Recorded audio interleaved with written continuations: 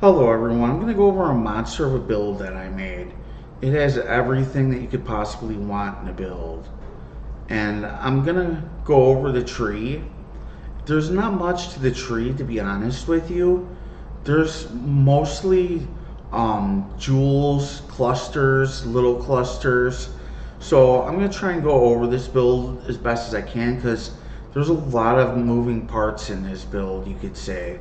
So without further ado, I'm going to jump into the tree and tell you step by step on how I would level this build. My first step, I get practical application, and this is for elemental resists, chance to avoid interruption from stuns while casting, and it's going to give you 20 strength and 20 dexterity. Pretty good ability node to get. Then I'd go and I'd get retribution, and I'd swing all the way down. And then I would pick up combat stamina. Before I forget, you're probably going to want to level with raising summoning spirits when you do this build. You're not going to really be able to do the Carrion Golems as the main damage source if you're leveling this from the get-go. I would also advise not using this build as a startup build unless you have currency already in hand. So I should have said that before, but I'm letting you know now. So I'm going to just pick up where I left off. And after combat stamina, you're going to go and get Purity of Flesh. Combat stamina and Purity of Flesh are health and utility like armor and resists and energy shield. Then you're going to get Sovereignty for more mana reservation. And then after that, you are going to go all the way over here and you are going to pick up Golem Commander if you feel comfortable enough to use your Golems as your main damage source. If you don't, then you should just keep on using Summon Raging Spirits until you feel comfortable or until you get enough Golems in your build to actually use them as your main damage source. And that's make your Summoning Raging Spirits the backup to your DPS. The Summoning Raging Spirits in this build are mostly to debuff and to buff your Golems, your Carrion Golems. So Golem Commander is definitely up to you and when you feel comfortable when you could actually get it. So then I'd go all the way over here and then pick up Instinct and I would take the Mastery. In the Mastery, for this from Instinct, you want to make sure that you have boots, helmet, and gloves that have invasion. If you don't, do not take the spell suppression mastery until you get that. Then you're going to go and you're going to get steeped in a profane. So there's not really much to the actual tree. Most of this build is clusters, voices, jewels, and main nodes. So I'm gonna go over mind over matter, and mind over matter goes with Eldritch Battery. So mind over matter, this is what it does. 40% of the damage is taken from mana before life. So when you're using Eldritch Battery makes your energy shield become mana. So you would have a lot more mana to sacrifice and to make mind over matter even better. Eldritch Battery helps with summoning raging summoning spirits as well, and it's a very, very, very high effective hit pool bump in your build. And you should only take Eldritch Battery and mind over matter together. And when you do actually take both of them together, you're going to want to go and you're going to want to grab Divine Shield. And what Divine Shield does is that 3% of physical damage prevented from hits recently is regenerated as energy shield per second. And then it also has a stipulation on it, and it says cannot recover energy shield 2 above armor. So make sure that your armor is high enough in order for this to work. So in all three of these, mind over matter, Eldritch Battery, and Divine Shield, are up to you when you want to use them, when you feel comfortable, because I cannot really tell you when to use them. I also have now I'm going to go over the jewels and the clusters. I'm going to go over the cluster jewels really fast. I'm going to go from large to small, and I am using 2 voices. And the voices, large cluster jewels, what you're looking for on both of them is adds 3 small passive skills which grant nothing. These go for about 36 divine orbs a piece. So getting both of them is probably going to cost you about 72 divine orbs. Pretty expensive, I know. But being able to get 3 jewel sockets with Carrion Golems is a very important thing to do and makes your build a lot better. So that goes over the 2 voices, and then I'm using another large cluster jewel, and I'm using renewal. The passive skill doesn't really matter. The size of the large cluster jewel doesn't matter. But you know, the main stats that you're looking for, or the best stats that you were looking for, are going to be 35% increased effect, 3% increased attack and cast speed, and whatever else passive skill also grants is up to you. I personally picked dexterity. This is not very expensive at all. It should cost you probably like about 1 to 3 divine orbs. Now I'm going to go over the 2 small clusters that I have on the build. I am using Frantic Aspect, and Frantic Aspect makes sure haste have 50 increased mana reservation efficiency. Self-explanatory, very, very cheap, probably like about 10 chaos orbs. And then I am also using another small cluster jewel, and it's called the Front Line. And the Front Line is a massive buff to your survivability, and it is attached to Molten Shell. So whenever Molten Shell goes off, the Front Line works as well, but it also debuffs you at the same time. So there's a give and take with this item.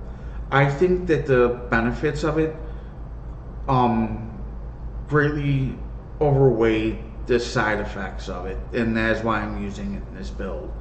And if you take a look at it, it's giving me about 194k effective hit pool, 10k physical max hit, and about 35k elemental max hit.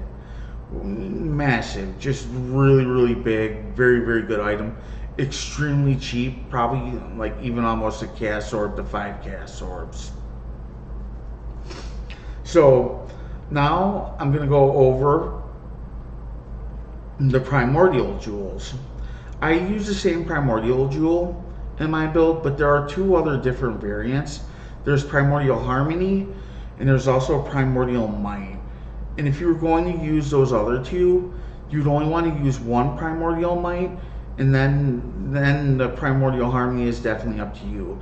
I believe that the primordial harmony reduces the cooldown and gives your golems more health regeneration, but I prefer this variant of the primordial because it has the most damage attached to it, and I like the buffs that it gives as well. And you want to have 3 of these primordial jewels. And when you have 3 of these primordial jewels, you get another golem, or in this case a Carrion golem. And the primordial jewels go with the anime stone. And let me look for the anime stone really fast. I apologize. There it is. So now I'm looking at the anime stone, which the 3 primordial jewels go together with. So what the anime stone does is it gives you a +1 to summon golems, and when you are equipped or socketed with 3 other primordial jewels, it gives you another golem.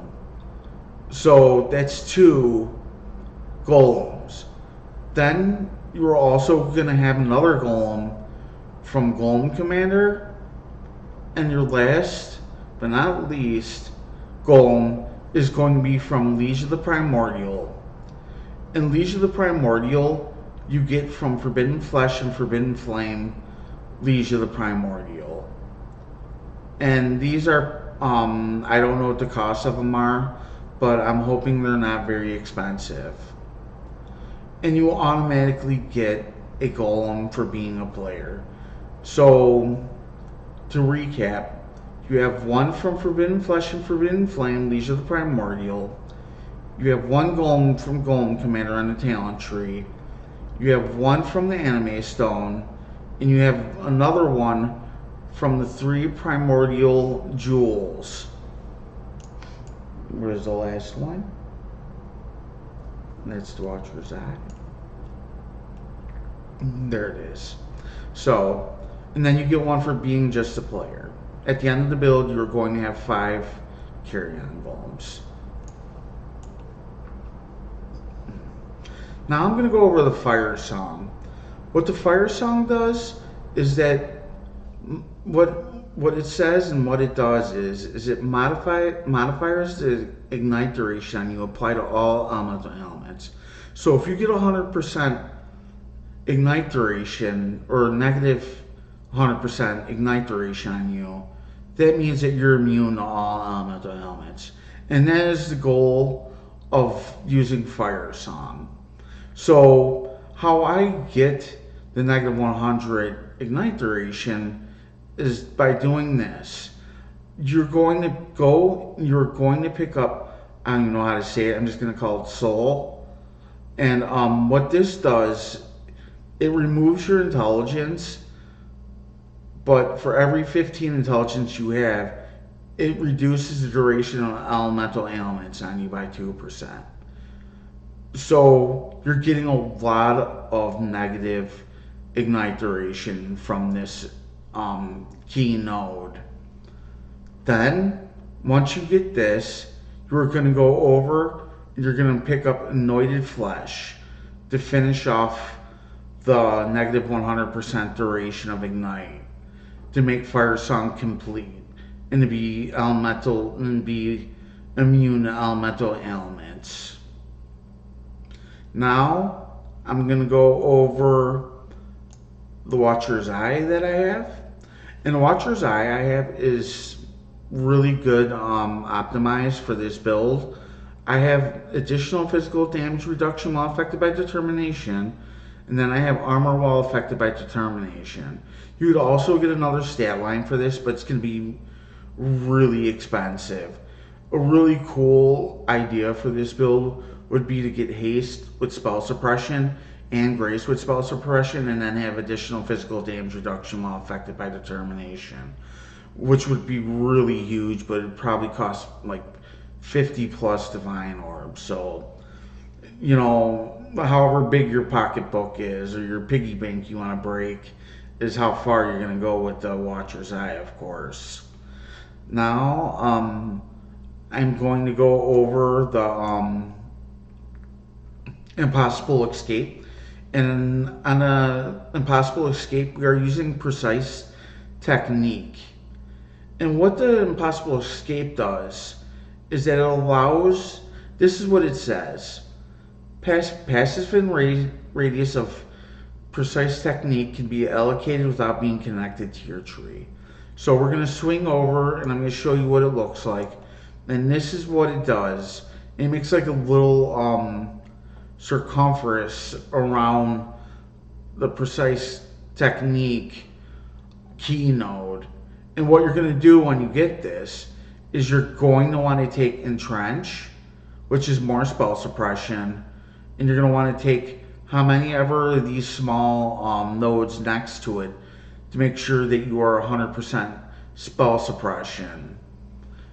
And that goes over that. And then last but not least, there is just one more key thing to this build, and it is right here.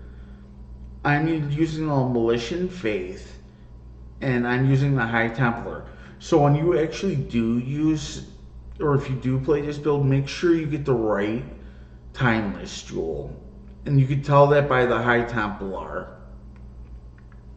The other stats on it are definitely up to you. I just picked up whatever was cheapest. There might be a better stat variant for this, but I just picked whatever was cheapest. And what this does is that it makes the agnostic a different key node. So right now it's agnostic, but when I have the Timeless Jewel, the Malicious Faith socketed, it turns it into Power of Purpose. And what Power of Purpose does is 80% of the maximum mana, 80% of maximum mana is converted to twice that much armor. And this is a really huge effective hit pool and physical max hit. It's just a huge survivability buff or node. So I almost forgot. I totally forgot about Safeguard. And you'll probably want to get Safeguard after you get Divine Flesh, Mind Over Matter, and Eldritch Battery. I apologize. I should have went over it when I was doing it. There's just so much in this build that it's hard to actually remember exactly what to go over. So that goes over the tree. And now I'm going to go over the Ascendancies. Remember, Legion of the Primordial is a Forbidden Flesh and Forbidden Flame, and it's giving you a +1 Golems. Now, I'm going to go over the Ascendancy Necromancer tree and how I would go about doing it. My first step would be Commander of Darkness, really great ability. It gives you more elemental resist, your minions damage. It just gives you everything, practically. Everything that you want in a minion build. Then I get Mindless Aggression. Then the last two are definitely going to be up to you. You could either take Unnatural Strength for more damage or DPS, or you could take Bone Barrier for more survivability, regeneration, and energy shield regeneration. So I'll definitely leave that up to you if you want more DPS or more defensiveness. So that goes over the tree. I'm going to take a sip of pop really quick. My throat's getting dry.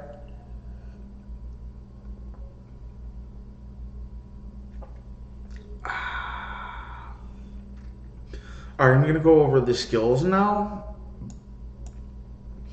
And I'm going to go over the Summon Carrion Golem really fast. And this is a very cheap 6 link. You're using the level 21 normal default variant of Summon Carrion Golems, really cheap. You're using Awaken Unbound Elements, cheap. And you're using Awaken Multi-Strike, which is very expensive, but you could also use the default. You could use a different variant, Divergent, and be almost as equal as Awaken Multi-Strike if you're hurting for currency. Then it has Awaken Minion damage for more damage. Then it has Awaken Deadly Ailments for more dot damage. Then Awaken Void Manipulation to make your abilities only do chaos damage and increased chaos damage. Now I'm going to go over the Raging Summoning Spirits. The Raging Summoning Spirits in this build are there to debuff creatures and bosses with Withering Stacks. Withering Stacks increase the damage of chaos on creatures and bosses. So and it also, like when you have Carrion Golems, you need to have 10 other minions around them to get the full effectiveness of the Carrion Golems buff that they get. So it's two birds with one stone, I guess you could say. Then you're going to have Awaken Unleash, which is about 3 Divine Orbs. You could also use Unleash. Doesn't really matter if you're strapped for cash or currency. Just, cut corners on the different variant of Summon Raging Spirits. You really don't need it, but I have the max DPS of the variants, so you could definitely use cheaper variants. And then the Withering Touch is where the Withering Stacks are coming from, and the Summoning Raging Spirits will be doing that. And to finish off the gloves, I have Flame Dash for movement. The shield, I have Despair, Temporal Chains, and Desecrate. Despair and Temporal Chains are both curses, and you will want to hard cast these on bosses. You don't need to use them on trash mobs, but I've noticed that when I'm doing 100% Delirium with this build, it always helps to throw Despair and Temporal Chains on the trash packs too. And Desecrate is only being used to put up Flesh Offering before boss fights, or whenever you feel that you need it. The weapon, I have Flesh Offering for more attack speed and attack run and movement speed for my minions. I have Molten Shell, which is a protective shield that increases with the amount of armor that your character has. Really good. It's a staple for almost all my builds. Then you have Divine Blessing on the weapon. When you put Divine Blessing on a weapon, you're allowed to use Envy. And the weapon that I'm using is the United Dream Cutlass. And it gives you Envy level 25. And putting Divine Blessing on the weapon allows you to use it, which is really cool because a level 25 Envy is very expensive as a mana reservation. Now I'm going to go over the boots, and I'm going to, this is like my aura item. I have Defiance Banner for more protection, defense, effective hit pool, Determination, more armor, effective hit pool, Enlighten 4 to reduce the cost of the auras. I'm using 4, which is probably going to cost you about 11 Divine if you want it. Let me check something really fast. And you could also use the level 3 Enlighten 2 if you want to. And then I have Haste. And you could use the Vol Haste variant if you want to, or not. It really doesn't matter. But, Vol Haste will definitely help you do more damage in certain situations, in certain times, or if you want to have more damage, burst damage in certain situations. Then I have the helmet. I have an Animate Guardian, which is total, whatever. He dies all the time on bosses, so he's only really good for mapping. I have another Enlightened 4, and it's about 11 Divine. I have Tempest Shield for more spell block, and then I have Malevolence for more dot damage. I went over Envy, and Bone Armor is from Bone Barrier, the Ascendancy from the Necromancer tree, but is disabled because we will be using Molten Shell instead because it's way, way better. Okay, that goes over the skills. I'm gonna go over the items now, and I'm gonna start from the top. And the weapon that you're using is United and Dream Cutlass. The best that you could get is 80% for minion damage, and I believe 30% for cast resist. The best stat lines are going to probably cost you about 3 divine orbs. And this is a really, really great item. It's really cheap if you don't want to get the best stat lines. Then the Russo's Courage, and the Russo's Courage is really cool. What it does is if you block an attack damage, or if you block a spell damage, it gives you 100% shield, like gives you a 100% chance to block both of them. Not both of them. So if you block with a block attack damage, it gives you 100%. And then if you block a spell damage attack, it gives you 100%. It also gives you 20 elemental resists, and if you're low on life, it gives you 30% chance to block spell damage. And it gives you increased block recovery. I love this item. I think it's a really, really cool item. And like for how much you get hit in this game, it's gonna really be up almost all the time in maps. This build is extremely good at doing maps and is really good at doing Uber and Pinnacle bosses as well. The helmet, really good optimized, really good stats. You could definitely follow them. You'll definitely want to look for spell suppression, mana reservation, temporal chains, curse effect, and health and whatever stats you need. This something could be pretty pricey, but if you make it, you could probably cut a lot of costs on it.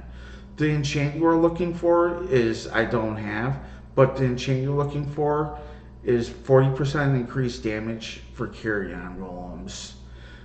The Covenant is very cheap. I have a very expensive variant of it, but you do not need this. You probably get a 6-link for probably like 1 divine orb with the colors that you need.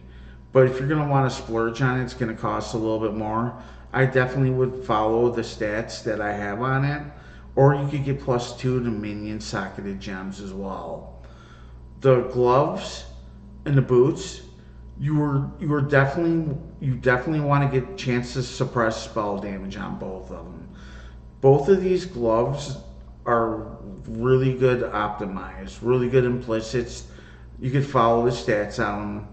You know, make sure that you have everything capped for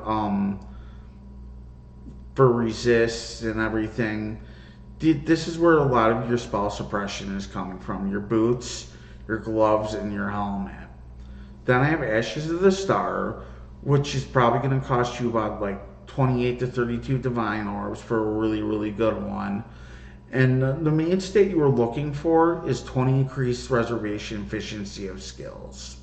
And the anointment is Whispers of Doom, and Whispers of Doom gives you another curse. Whispers of Doom also is going to cost you probably like about a divine orb to get 3 golden oils. The 2 rings are mostly just cast resist and filling out resists and more life and everything else. Nothing really special. I have enchants for maximum mana because I'm using that Malignant Faith jewel in my build to where I get more armor for mana. So I'm putting mana on both rings or wherever I can for bench crafts. Now I have the Darkness Enthroned, and the Darkness Enthroned is very cheap. Really great item. I would say it's like the best DPS belt in the game for minion builds, hands down. Then I'm using the Gaze, and what the Gaze does is it gives minions have a 66% chance. Let me start over. Minions have 6% to damage over time multipliers per ghastly eye jewel, affecting you up to a maximum of 30%. So each ghastly eye jewel that you have on you, or socketed, or in a jewel socket in your tree, gives you 6%. So you can only have 5 of them. and you're probably not going to get the max 5 of it. So you're going to want to have the gaze and the belt to increase the effectiveness of the gem from the Darkness and Throne. And now I'm going to go over the Ghastly Eye Jewels. And the Ghastly Eye Jewel stats that you are looking for are minions deal increased damage if you use a minion skill recently. Max is 20%. Minions have chance to poison enemies on hit. 15% is the max for this. And if you're looking for more damage, then you'd be looking for minions deal physical or chaos damage. Or another stat line, if you get a corrupted one, is minions increase attack speed and cast speed. But these could be very pricey, so get whatever you can. You could also have whatever you want after you get the minions increase damage and minions poison enemies on hit. Then I'm using the Prognosis, which is very expensive, very good flask. Elixir of the Unbroken Circle, which gives you endurance charges, which is really good. A Granite Flask, which is armor. And then a Basalt Flask, which is giving you even more armor. And I'm using the Blood for health regeneration and a max heal after 2.7 seconds. That goes over the items. I'm going to go over the configurations really fast. And I forgot to put the endurance charges in the build. So that makes it even better, the build even better. The endurance charge you're gonna want to kill all the bandits. Major and minor god are up to you, depending on any situation that you feel more comfortable with using. Endurance charges are coming from the flask, the elixir of the Unbroken Circle. The number of summoned minions is going to be 10. It doesn't go any higher, and the reason you're putting 10 down here is for the you get health regeneration and energy shield regeneration from Bone Barrier, the Necromancer Ascendancy, for how many minions you have by you. And the max is 10, so just put 10 down.